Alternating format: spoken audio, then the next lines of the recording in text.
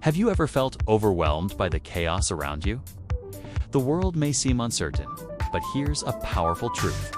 When these things begin to take place, stand up and lift up your heads because your redemption is drawing near. You may be experiencing a storm right now in your life. But this verse reminds us that no matter how dark it gets, God is in control and He has a plan to bring light into our darkness. Jesus spoke these words to remind His followers that even in the darkest moments, there is hope.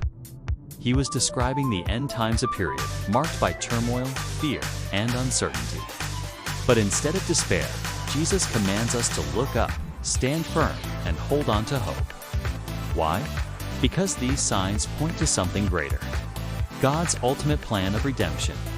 Do you sometimes feel like the troubles around you are just too much to handle? Do you find yourself overwhelmed by the state of the world and unsure of what the future holds? Remember the words of Jesus in Luke 21:28, which offer us a beacon of hope amidst the storm. In life, we often face personal storms, grief, loss, or challenges that seem insurmountable.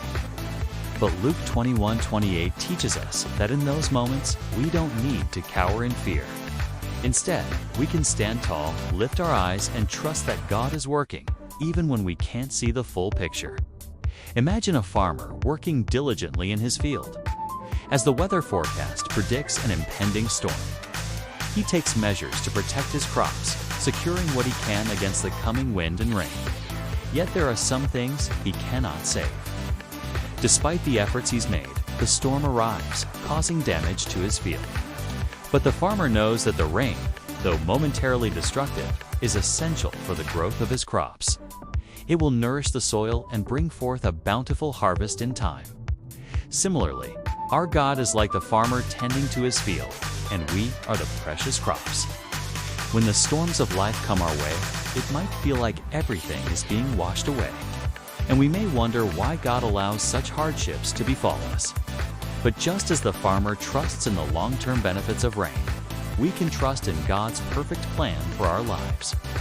The pain, suffering, and challenges we face are not the end of the story. They are merely part of a greater purpose, preparing us for the abundant blessings God has in store.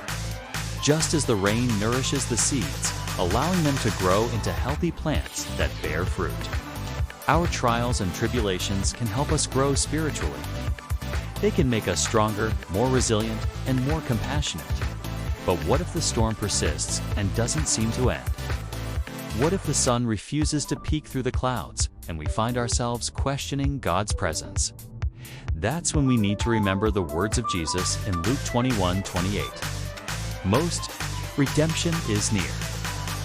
Yes, the storms may rage, the winds may howl, and the rains may pour.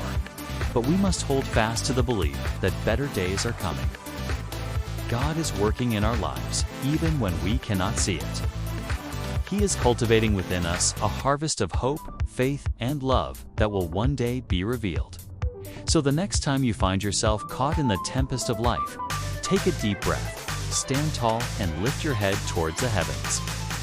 Trust in God's promise that redemption is near. Your current pain is temporary, but the glory that awaits you is eternal. Remember, you are not alone in this journey. God is with you, guiding and comforting you every step of the way.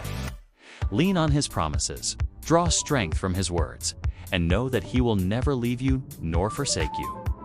As we come to the end of this video, I encourage you to share this message with someone who needs to hear these words of hope. Your simple act of kindness could brighten someone's day and remind them of God's unwavering love. If this message has blessed you, don't forget to subscribe for more uplifting videos grounded in God's Word. Together, let's continue to look up, knowing that our redemption is indeed near. Thank you for joining me on this journey of faith. May the peace of God be with you. And until next time, remember to keep your eyes fixed on Jesus, the author and the finisher of our faith.